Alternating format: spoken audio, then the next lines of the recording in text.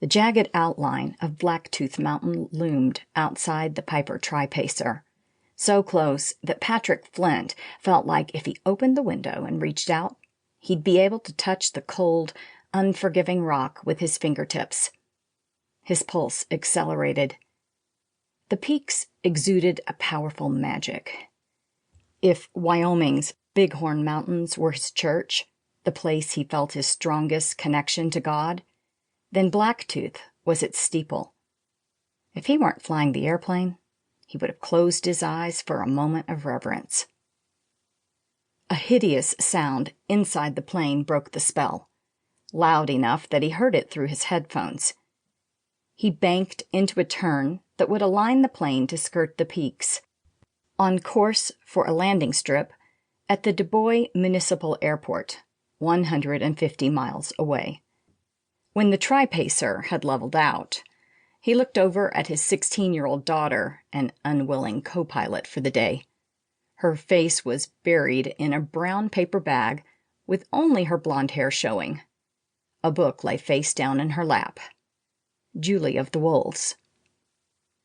"Mind over matter, Trish." Her blue eyes lifted and met his. "I've never even understood what that means." Patrick had been dealing with Trish's motion sickness since she was a small child. She used to throw up before he ever put the car in gear. He knew the fluid in her inner ear was not her friend, but she made it far worse for herself by looking down at a book. "Eyes on the horizon. You know better than to read in a plane.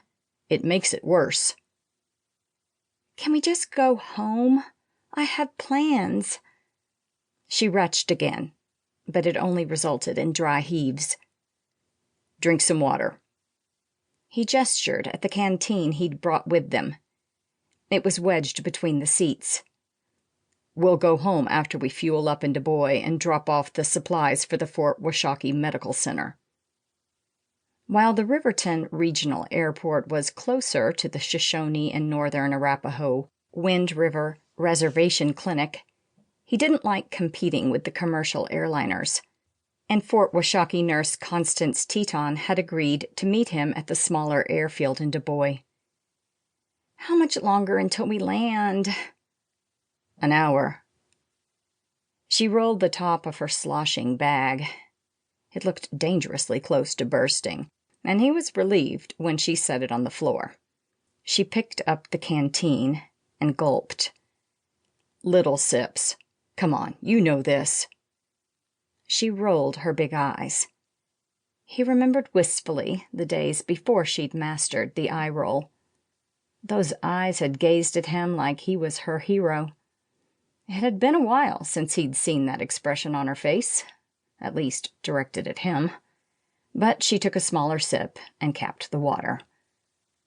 "Next time, bring Perry. He loves to fly." "I never get any time with my best girl anymore. And you'll be leaving us soon." "Dad, it's 1977. I haven't even started my junior year of high school. I'm not leaving until August of 1979. That's like forever, you know?" 2 years. A blink. She wouldn't understand how fast time flew until she was a parent herself. She sighed and stared out the window.